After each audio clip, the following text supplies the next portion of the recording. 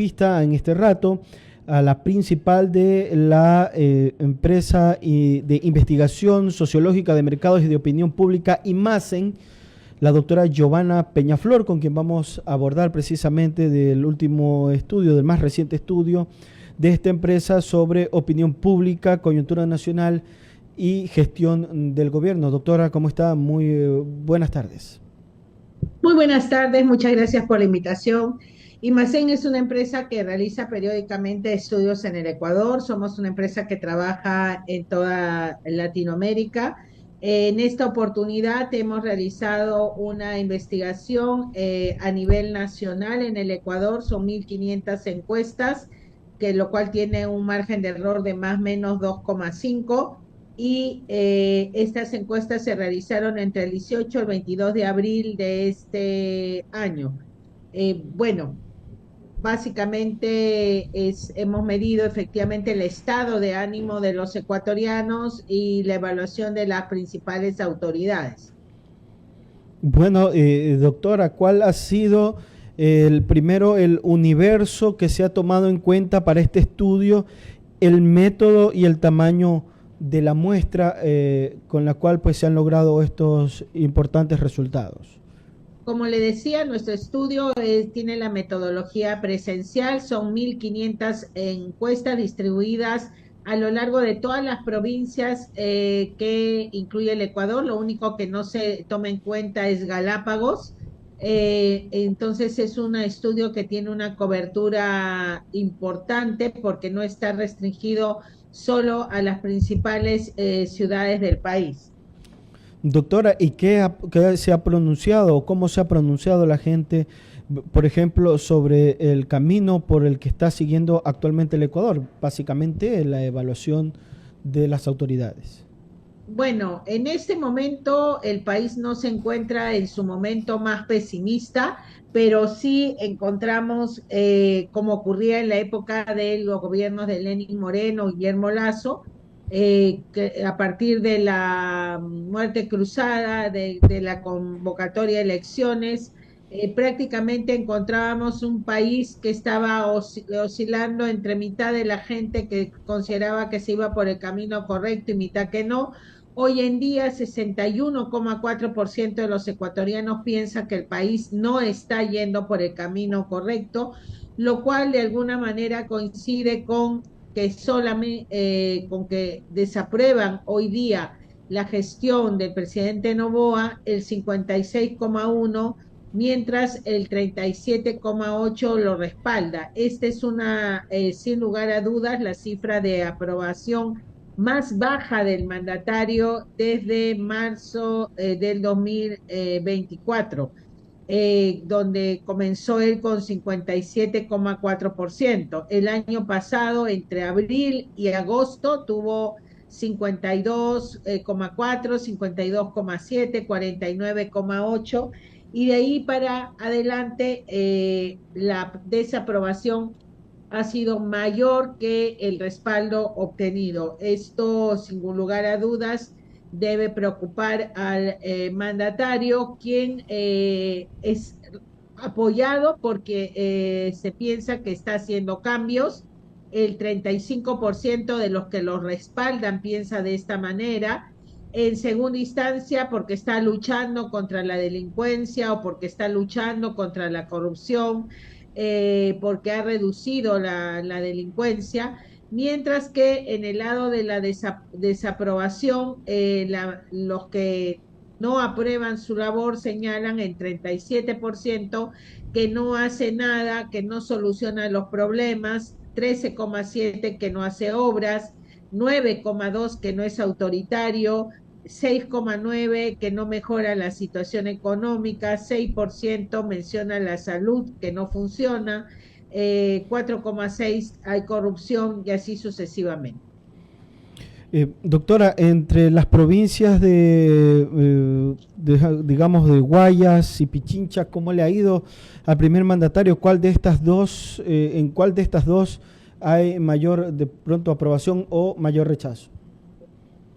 Bueno, es importante ver que en el caso de Guayas, el nivel de aprobación al presidente es de 35% y su nivel de desaprobación está en 50 y 60, en 60%. Y además de eso, también podemos profundizar en el hecho que la desaprobación dura, es decir, quienes califican de malo, muy mala la gestión del presidente, y la desaprueban, llega a 43%, cifra que supera a de los que la respaldan y a la vez la consideran buena o muy buena. Esto es una situación que en general nos habla de un clima de opinión negativo. En Pichincha también tenemos que 63% desaprueba,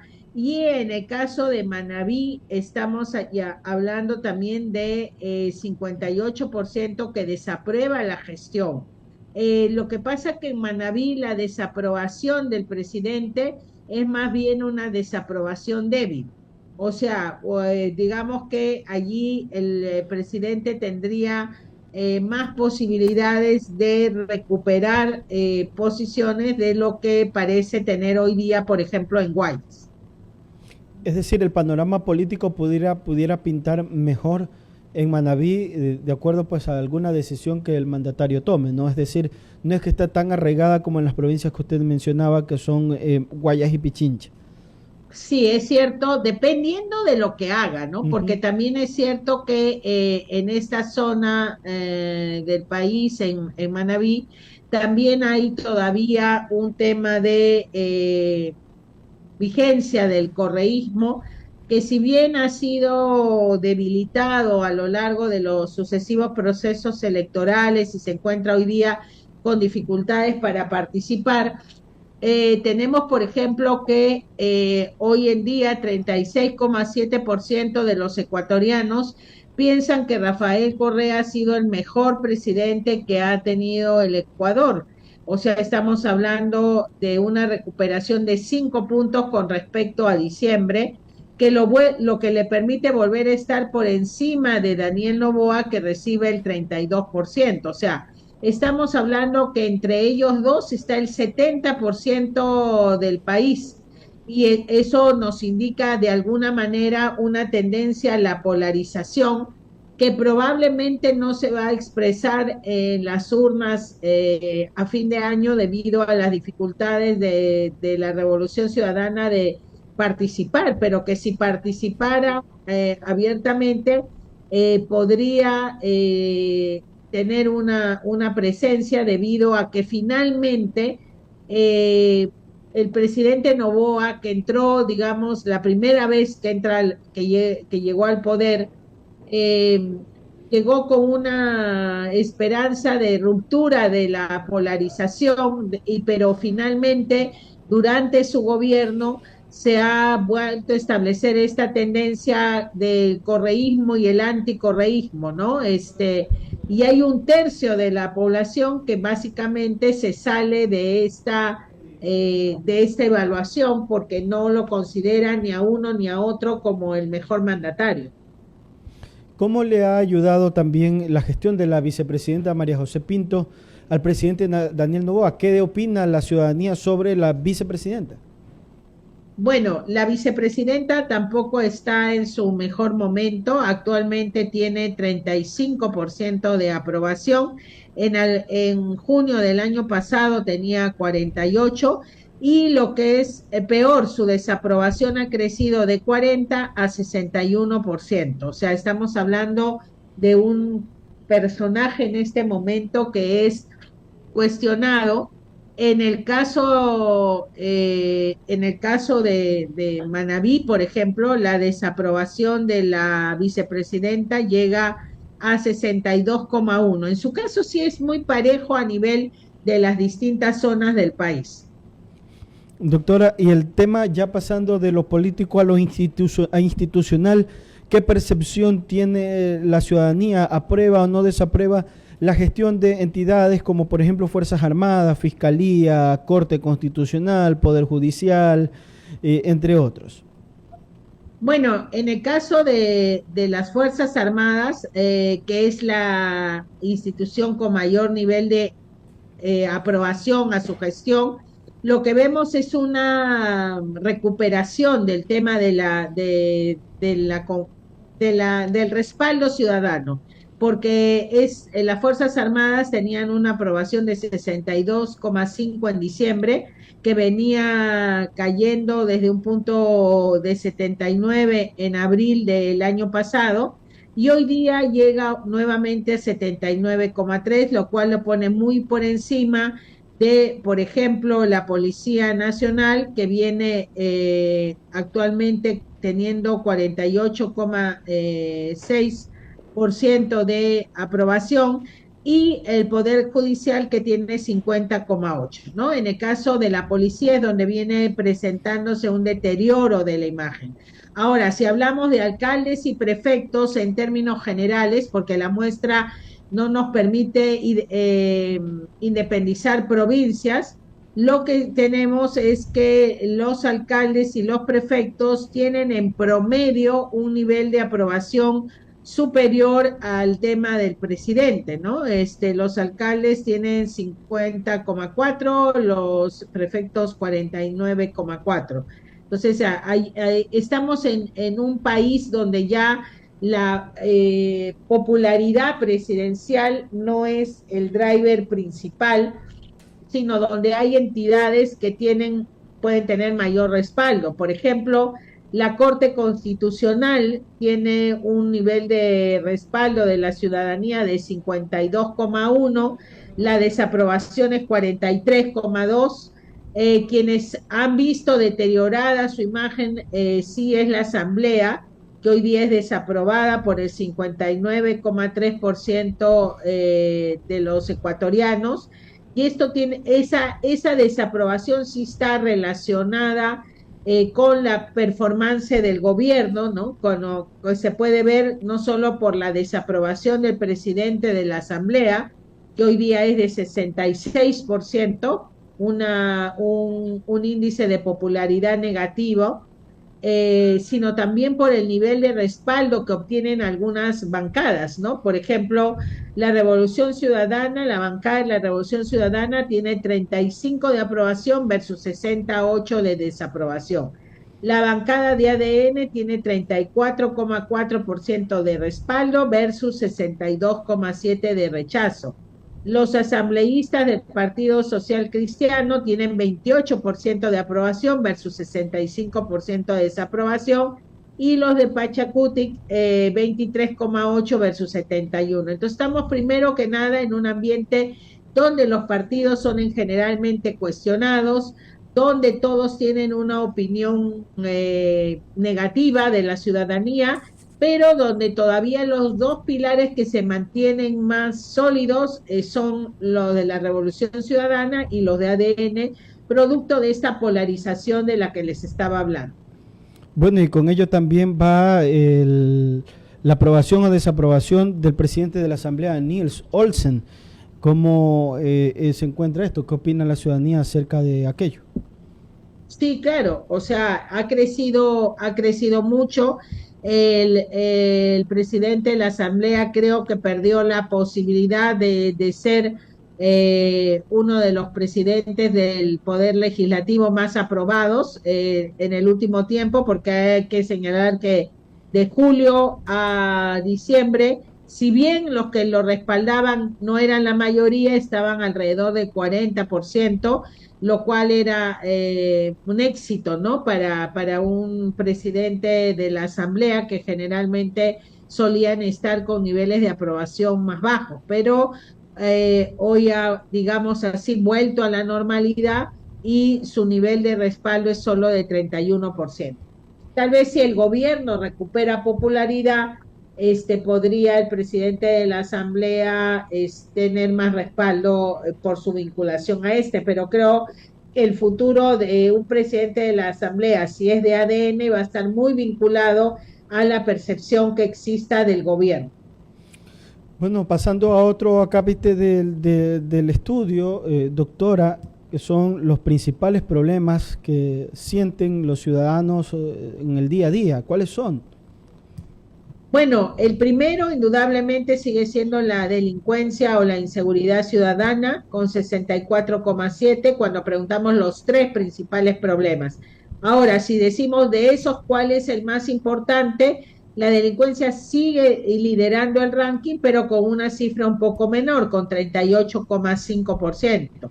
En segundo lugar, cuando pedimos solo una respuesta, lo tiene la salud, la falta de medicinas con 13%, luego viene el alza de precios con 10,7%, la falta de empleo con 10,1%, la corrupción con 9,9%, el narcotráfico con 8,9%, el autoritarismo del gobierno con 2,6%, ¿no? Si nosotros vemos de alguna manera la evolución de lo que ha venido siendo nuestras mediciones. Normalmente la delincuencia venía con cifras de mención por encima del 40%, eso pasó en julio, ha bajado. ¿Y por qué ha bajado? Porque hoy día la atención ciudadana te orienta también a temas como el de la salud y también el tema económico, que tiene entre alza de precios y falta de empleo, se tiene al 21% de los ecuatorianos preocupados por ese tema. Doctora, y aquí hay una pregunta que dice, ¿cree usted que el problema que considera más importante está empeorando, está mejorando o sigue allí? ¿Qué opinión tiene la gente al respecto? Bueno, en el caso de la seguridad ciudadana hay dos datos que pueden parecer que no van todavía de la mano, ¿no? Por un lado, el 62,5 señala que él o ella, ¿no? O sea, que el encuestado o alguien de su familia ha sido víctima de algún delito.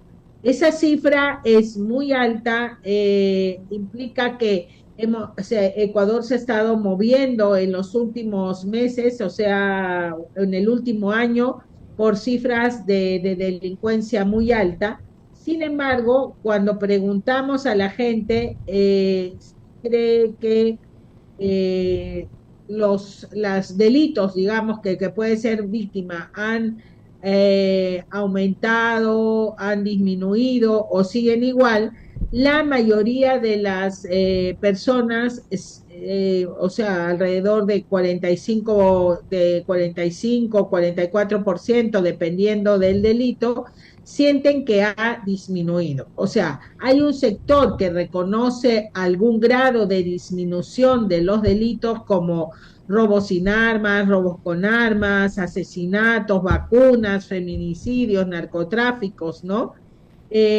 O los enfrentamientos entre bandas criminales, pero es casi como que digamos que la mitad del país no percibe un éxito en ese sentido y la mitad del país sí le reconoce logros sin que eso constituya un logro principal del gobierno, porque cuando nosotros preguntamos cuál es el mayor logro del gobierno, solo 18,5 dice controlar la delincuencia.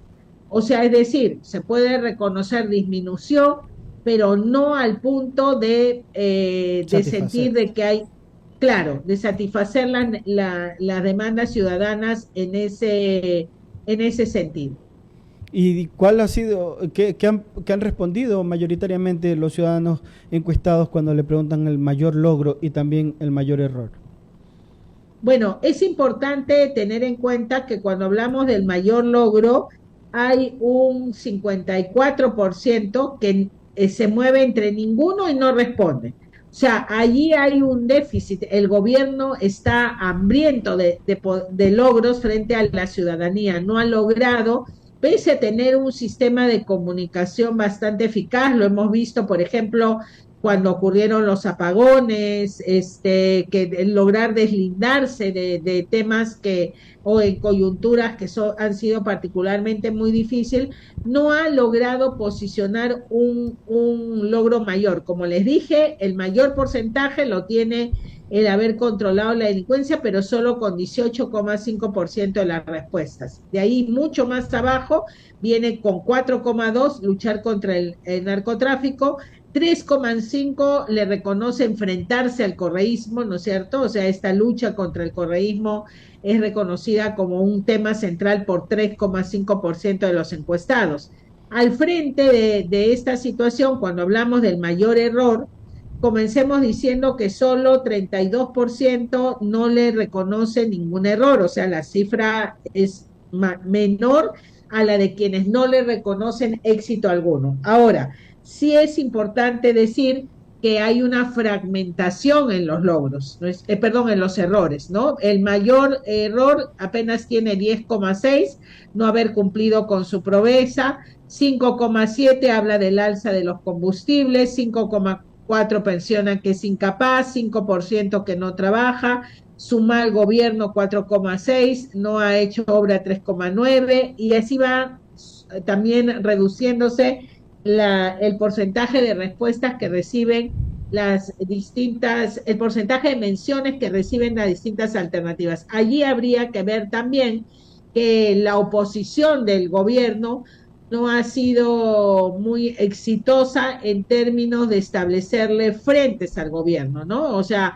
establecerle cuáles son las cosas que no ha cumplido o que aún tiene pendiente en ponerle una agenda al gobierno. Por ahí se observa que el alza de los combustibles no ha tenido tampoco, parece, un mayor impacto, al menos no para los encuestados, con apenas un 5,7%. Como el peor error, ¿no? Sí, o sea, así es.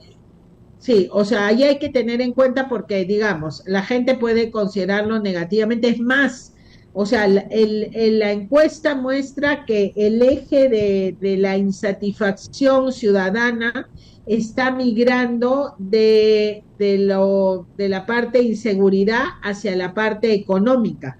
Y eso es un tema que habría que tener en cuenta. Por ejemplo, cuando le preguntamos a la gente cuál de las siguientes cosas cree usted que es más probable que le pueda ocurrir a una familia como la suya, ahí sí le dimos alternativas: ser víctima de un robo, quedarse sin la principal fuente de ingresos del hogar, enfermarse y no poder acceder a atención médica adecuada, ser víctima de una extorsión, ser víctima en un enfrentamiento entre bandas, no poder pagar sus deudas o no poder cubrir los gastos básicos de la familia. ¿A qué cosa le pedimos? Dos opciones, ¿no? Hay 46% de los ecuatorianos que considera factible quedarse sin la principal fuente de ingresos del hogar.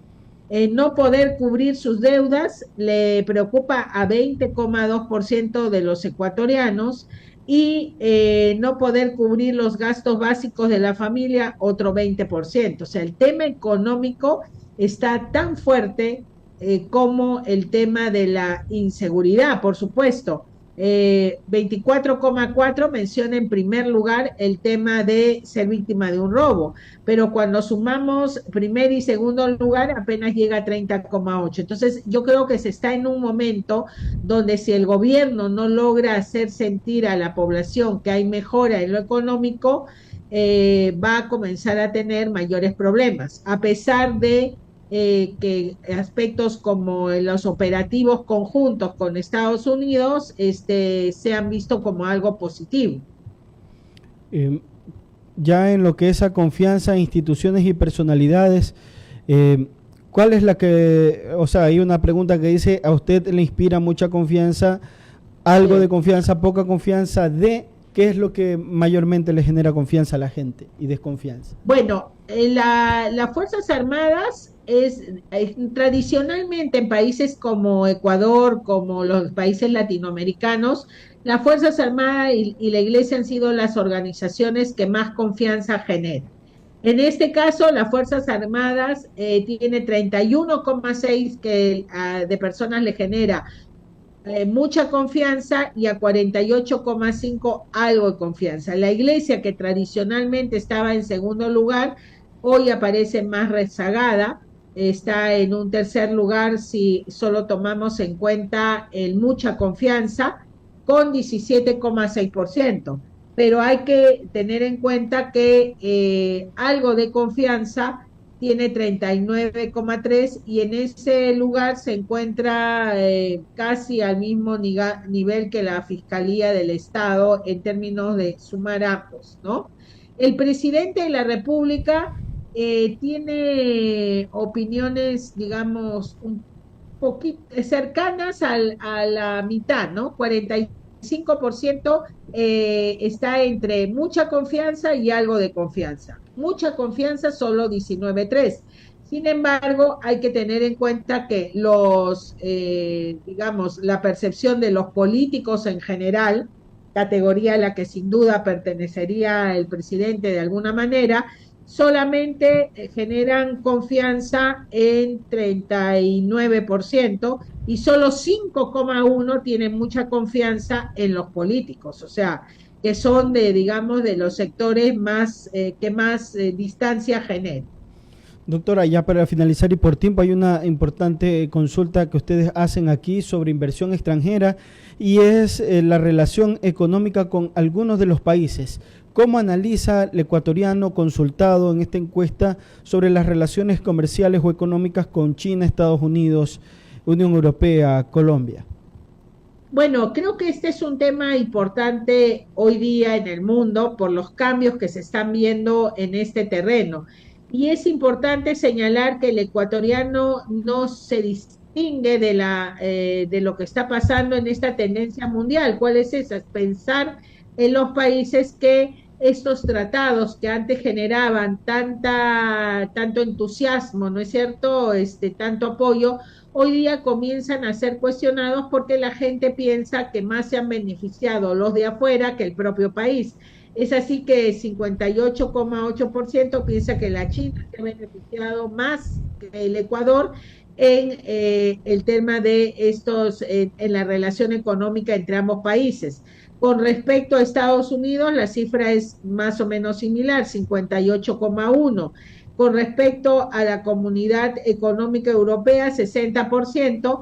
Y es curioso que con respecto al tema de Colombia haya 66,6% que piense que Colombia sale más beneficiada, lo cual de alguna manera muestra que en algunos aspectos lo que dice el gobierno genera aceptación. Ahora, ¿esto qué consecuencias trae?